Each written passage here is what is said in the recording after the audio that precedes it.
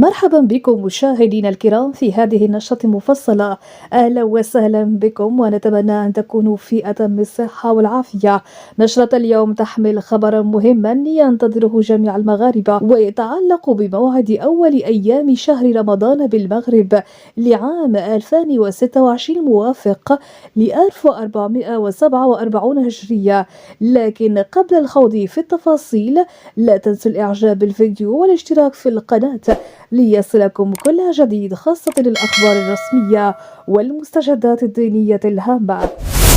رسميا أول أيام شهر رمضان بالمغرب لعام 2026 تستقبل الدول الإسلامية ومن بينها المملكة المغربية بعد أيام قليلة شهر رمضان المبارك لعام 2026 الموافق ل 1447 هجرية، وهو الشهر الذي ينتظره المسلمون بشوق كبير لما يحمله من أجواء روحانية وعبادات خاصة.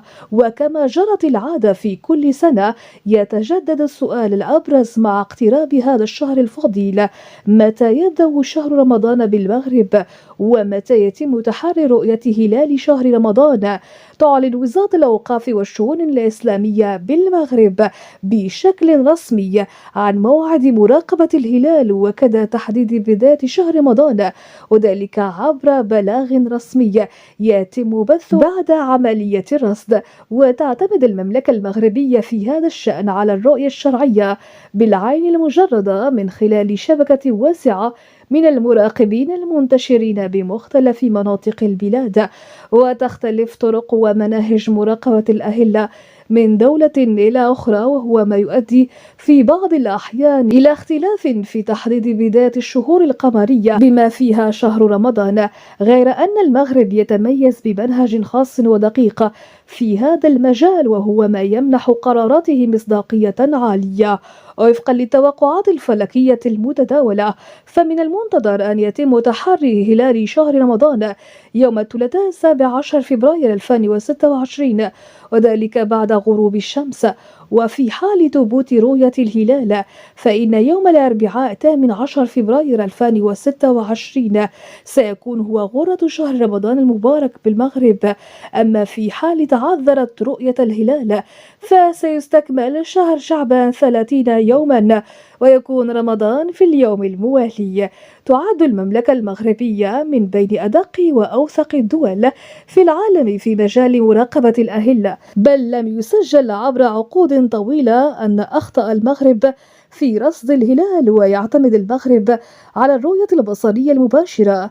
تعدد مواقع المراقبة توحيد القرار عبر بلاغ رسمي مركزي، وما يجعل نسبة الشك منعدمة في المنهجية المغربية المعتمدة.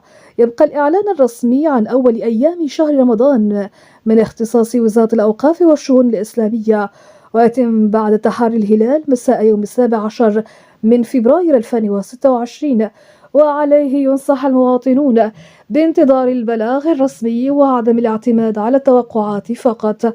وفي الختام مشاهدينا الكرام، نسأل الله أن يبلغنا شهر رمضان وأن يعيده علينا وعليكم بالصحة والعافية. إذا أعجبكم هذا النوع من النشرات الدينية المفصلة لا تنسوا الإعجاب بالفيديو والاشتراك في القناة، ونلتقي بكم في أخبار قادمة إن شاء الله. رمضان مبارك سعيد، والسلام عليكم ورحمة الله.